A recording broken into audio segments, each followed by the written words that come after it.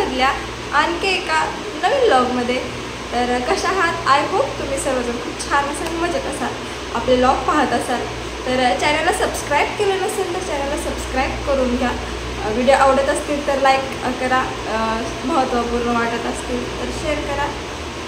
तर चला आपण आपल्या व्हिडिओला सुरुवात करूया. आज माही काही व्हिडिओमध्ये दिसणार नाही, कारण तिचं ती खेळत बसली आहे आणि ज्यावेळी मी तिला माझ्याजवळ घेते ती मला व्हिडिओ वगैरे शूट करू देत नाही. हे तर तुम्ही अगोदरही पाहिलेलं आहे. तर मग आत्ता झालेले कदाचित 11:30 वाजलेले आहेत. आम्ही घर चेंज केलेलं आहे, पण मी तुम्हाला कालच्या व्हिडिओमध्ये आम्ही रूम पाहायला गेलेलो दाखवलं, पण ॲक्च्युअलमध्ये ते नवीन बांधकाम होतं आणि तिथे अजून त्याचं बांधकाम राहिलेलं होतं.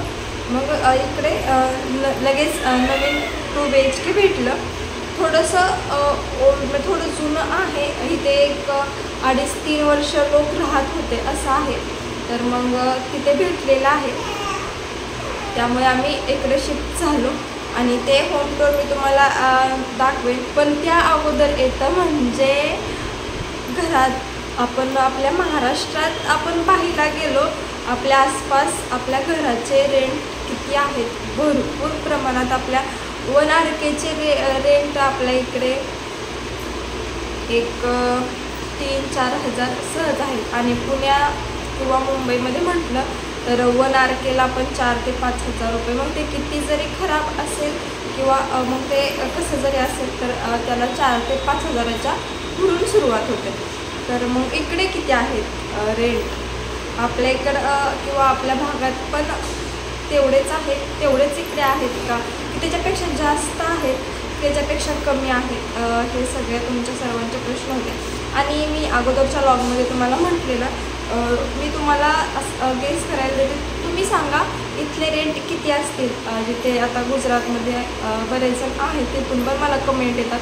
तर मग इकडे किती रेंट असेल हे तुम्ही मला सांगा. तर मला कमेंट आलेली, ताई आम्ही लातूरमधून राहतो, तर मग आम्हाला इकडे 1 RKला 6,000 रेंट आहे. तर मग तुम्हाला 2 BHKला नक्कीच 10,000 तरी असेल.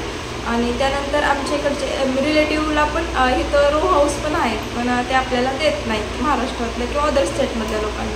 तर तेही मी फोटो शेअर केले तर ते बोलले नक्कीच हे 50,000 ते 60,000 रेंटने असेल.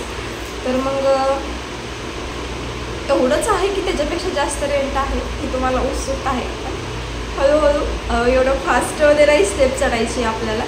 तर मग इकडे 2 BHK भरपूर प्रमाणात 2 BHKच आहेत. आपण साधं जर राहायला गेलो तरी आपल्याला 2 BHKच भेटते.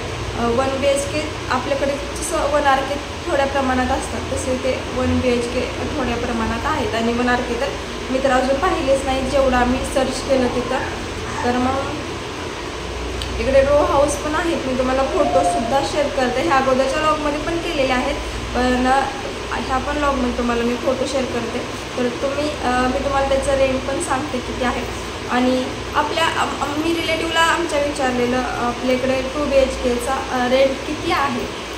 तर पुण्यात 2 BHKचा रेंट सगळ्यात आपण हाय लेवलला राहायला गेलो म्हणजे एकदम बेस्ट क्वालिटी, बेस्टमध्ये जर आपल्याला राहायचं असेल, सेटल व्हायचं असेल तर तिथे एक 29-30 हजार रेंट आहे 2 BHKला.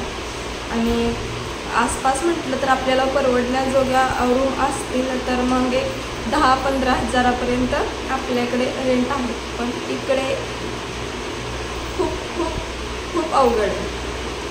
तुम्हीच मी तुम्हाला होम टूर केलं नाही त्यामुळे तुम्ही सांगू शकत नाही, पण ते थोडं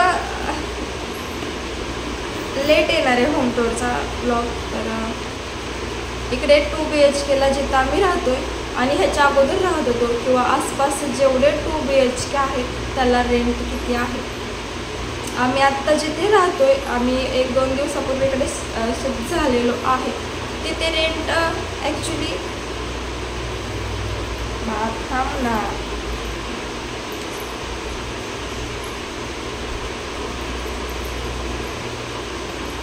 आम्ही आत्ता जिथे राहतो तिथला रेंट आणि अगोदरची रूम तर तुम्ही पाहिलेली आहे कशी आहे ते.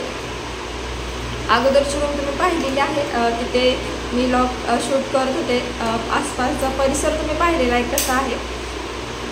त्या रूमला सुद्धा तिथे तेवढाच रेंट होता जेवढा ह्या रूमला आहे. 2 BHKच आहे.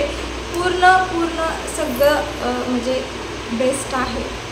तर मग इकडे पहिल्या रूमला आम्हाला रेंट होता 3000 आणि मेंटेनन्स 1000 किंवा असं 4000 आम्हाला महिन्याला रूमसाठी जायचं आणि लाईट बिल काय असेल ते. आणि इकडे आलेलो आहे. इकडे जे जुने लोक राहतात आमच्या अगोदरपासून, जे 2-2.5 वर्षापूर्वी किंवा 1 वर्षापूर्वी, तर त्यांना इथे 2 BHKचा रेंट आहे 2500 रुपये. आणि आम्ही आत्ता राहायला आलो तर त्याच्यामुळे आम्ही 3000 रुपये रेंट देतो इथे.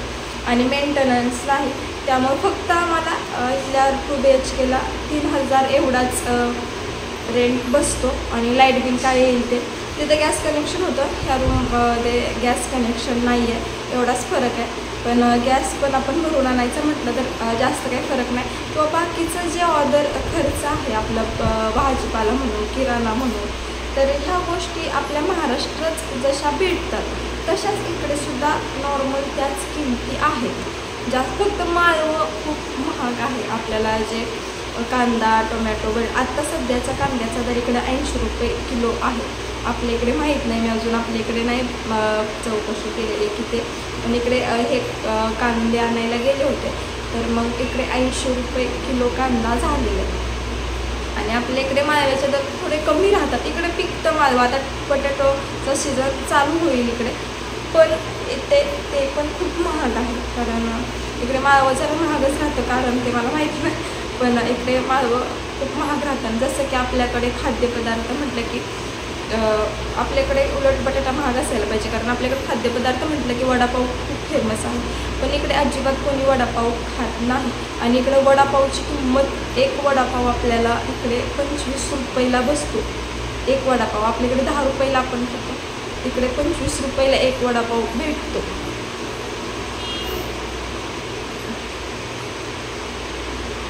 काय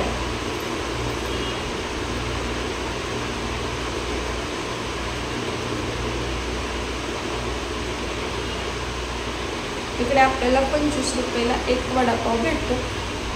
आणि जास्त प्रमाणात इकडे वडापाव वगैरे चालत नाही, कारण जास्त लोक इकडचे कांदा वगैरे ह्या गोष्टी अवॉइड करतात, खात नाही. त्यामुळं कांदा, लसूण, जो आपल्याकडे प्रत्येक भाजी, आपल्यात भाजी लसणाशिवाय होत नाही, तसं इकडे त्या भाजीत कांदा, लसूण ह्या गोष्टी नाही टाकत. तर मग तरीही इकडे त्या गोष्टी खूप महाग आहेत. आणि पोटॅटो पण तेवढाच महाग आहे इकडे. आपल्याकडे मला वाटते 25 ते 30 रुपये किलो आहे, इकडं 40-45 रुपये किलो पोटॅटो आहे. भाजीपाल्याची महागाई थोडी जास्त आहे. आणि इथं राहायला बाकीच्या गोष्टी, आणि आपल्याकडे पाण्याचं पण बाहेर गेलो कुठेही जा, आपल्याकडे आसपास पाण्याची खूप पंचायत होते. आपल्याला पाणी तर साठवून ते भरून ठेवावं लागतं, नाहीतर मग एक आपल्याला ते पुरेसं जाईल असं आपल्याला ते वाचवून वापरावं लागतं. तर मग इकडे गंगा नदी वाहिल्यासारखं पाणी, कितीही वापरा तुम्ही, पाण्याचं थोडंही टेन्शन नाही, कितीही वापरा, पाणी भरपूर आहे. त्याच्यामुळे इथं पाण्याचाही प्रॉब्लेम नाही. आणि आत्ता नुकताच पाऊस झाला आहे, आणि पावसात तर भरपूर इकडे पूर वगैरे आलेले, तर त्याच्यामुळे पाणी पण खूप मुबलक प्रमाणात आहे. एकदम छान आहे. असं काही नाही बाहेर आलो पण वाळवंटात पडल्यासारखं झालं, असं अजिबात नाही. आणि सगळ्या गोष्टी आपल्याला हव्या अशा आहेत, कारण आपल्या इकडच्या लोकांना बऱ्याचदा सगळं स्वस्ताईमध्ये हवं असतं. आणि इकडे सगळं स्वस्ताईमध्ये आहे, फक्त भाजीपाला ह्या गोष्टी सोडून. तर तुम्हालाही नक्की यायचं असेल तर नक्की या आमच्याकडे. मला कमेंटमध्ये अगोदर सांगा ताई आम्ही येतो आहे, म्हणजे मलाही समजेल कोण येते. तुम्हाला जर यायचं असेल तर नक्की या, आम्ही आहोत इथे तुमच्यासाठी, तुमच्या स्वागताला. नक्की आम्ही तुमचा पाहुणचार करू. तर चला आपण आपल्या आजच्या व्लॉगमध्ये इथेच थांबूया. अजून तुमचे काही प्रश्न असतील तर मला नक्की विचारा. इथे कोणत्या गोष्टींबद्दल असतील किंवा कशाबद्दल, जसं की तुम्ही आता रूमचे रेंट वगैरे विचारले, तशा गोष्टी मी तुम्हाला नक्की सांगत जाईन. आपला आजचा व्लॉग आपण इथेच थांबूया. धन्यवाद. हे आहे तिथले रो हाऊस. मी तुम्हाला म्हटल्याप्रमाणे मी म्हटलेलं तुम्हाला मी रो हाऊस दाखवेन आणि त्याचे रेंट सांगेन. तर हे रो हाऊस आपल्याकडे कमीत कमी लाखाच्या घरात त्याचा रेंट असू शकतो. एवढे जबरदस्त रेंट हाऊस आतमधून पण आहे. आणि इकडे त्याचा रेंट आहे 7 ते 8 हजार रुपये